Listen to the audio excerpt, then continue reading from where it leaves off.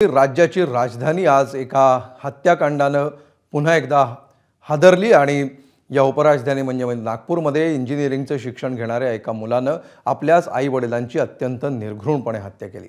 पण का? पाहूया या धक्कादायक घटनेचा आढावा घेणारा हा खास रिपोर्ट।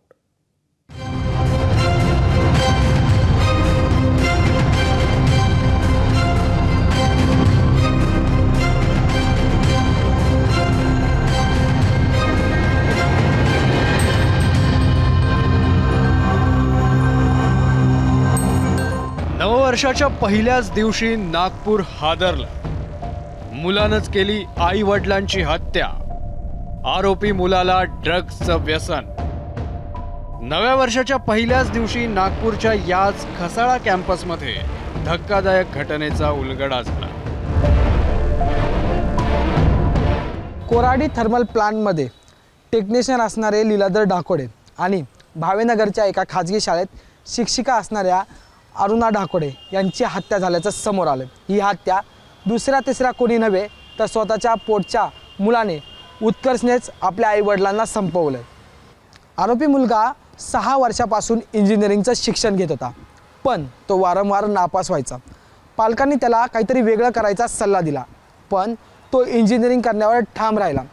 याच दरम्यान त्याला एक व्यसन जडलं, ते होतं ड्रग्सचं। आई वडील सतत अभ्यासावरून सल्ले देत असल्याचा राग उत्कर्षच्या मनात होता आणि याच रागात त्यानं आई वडिलांच्या हत्येचा कट रचला। उत्कर्षने 26 डिसेंबरला धाकटी बहीण सेजलला कॉलेजला सोडलं। त्यानंतर तो घरी आला आणि घरी आल्यानंतर त्याने त्याच्या आईचा गळा आवळून हत्या केली। त्यानंतर तो वडिलांची घरी येण्यासाठी वाट पाहू लागला। संध्याकाळी 5 वाजताच्या सुमारे उत्कर्षचे वडील हे घरी आले आणि त्यांच्यावर देखील धारदार शस्त्राने उत्कर्षने हल्ला केला आणि त्यांना संपवलं।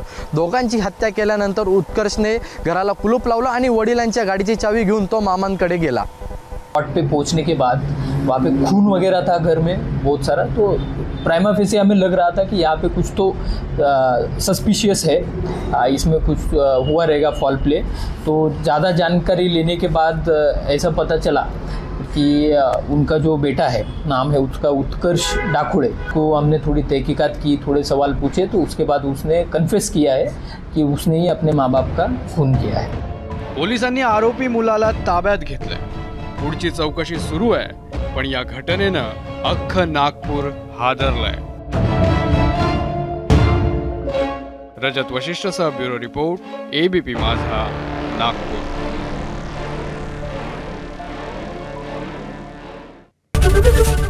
एबीपी माझा, उघडा डोळे बघा नीट।